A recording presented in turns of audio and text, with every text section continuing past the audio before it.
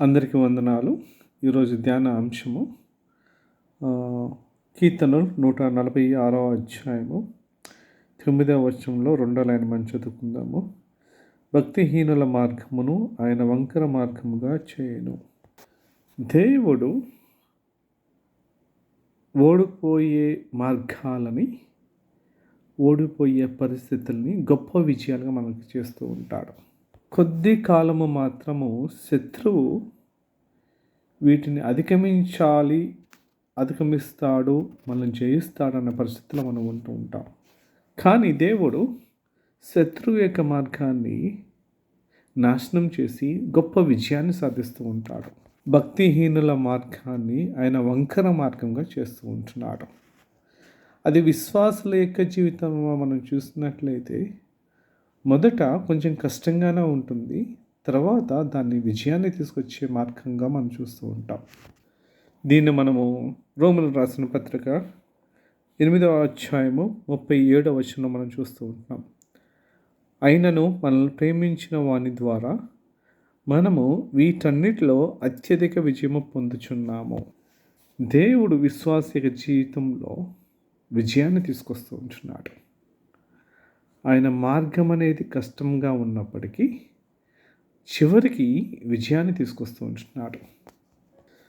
మంచి ఉదాహరణ తీసుకున్నట్లయితే మనము దానియేలు గ్రంథము 3వ అధ్యాయము 27వ వచనంలో చూసినట్లయితే అధిపతులను, సేనాధిపతులను, సంస్థానాధిపతులు రాజు యొక్క ప్రధాన మంత్రులను కూడి వచ్చి ఆ మనుషులను పరీక్షించి వారి శరీరములకు అగ్ని హాని చేయకుండాటయు, వారి తల వెంట్రుకల్లో ఒక్కటైనా కాలిపోకుండాటయు, వారి వస్త్రములు చెడిపోకున్నట్లు అగ్ని వాసనైనను వారి దేహములకు తగలకున్నట్టు చూచిరి.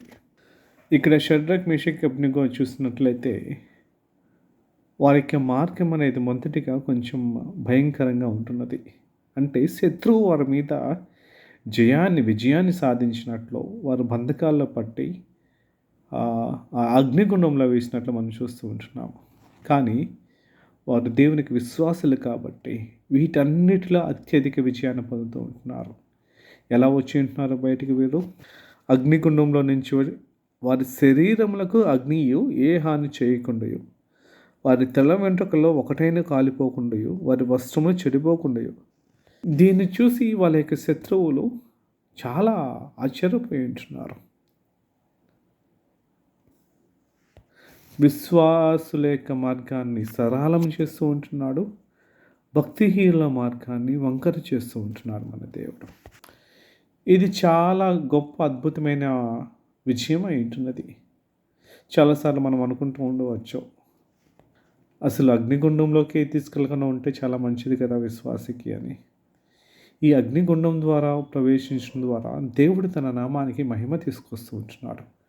అవిశ్వాసులకి తన మహిమను బయలుపరుస్తూ ఉంటున్నారు.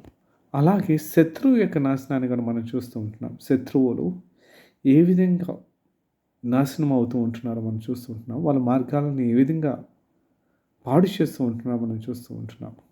సో మన జీవితంలో ఏ పరిస్థితిలో ఉన్నప్పటికీ, మనం ముందున్న మార్గం అనేది కష్టతరంగా ఉన్నప్పటికీ దేవుడు అన్ని విషయాల్లో విజయాన్ని చేకూరుస్తూ ఉంటున్నాడు.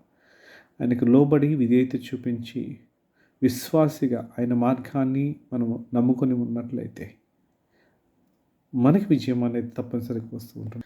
శత్రువు యొక్క మార్గాన్ని దేవుడు ఏ విధంగా నాశనం చేస్తూ ఉంటున్నాడు? వారి యొక్క మార్గం అనేది వారి యొక్క కన్ను దృష్టికి చాలా చక్కగా కనిపిస్తూ ఉంటుంది.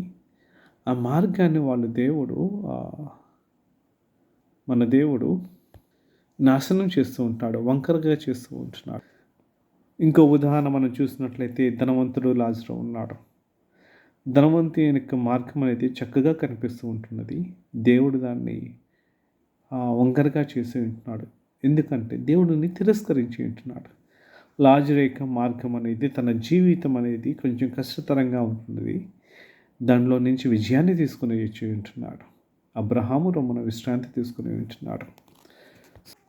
సో మన మార్గములు, మనకి ఆలోచన, మన ధ్యాన జీవితము, మన యొక్క జీవితాన్ని కష్టతరంలో ఉన్నప్పటికీ దేవుడు వాటిని సరళం చేసి విజయాన్ని తీసుకొద్దామని మనము ఈ యొక్క రోజును మనము దేవునికి అప్పగిద్దాం. ఆమేన్.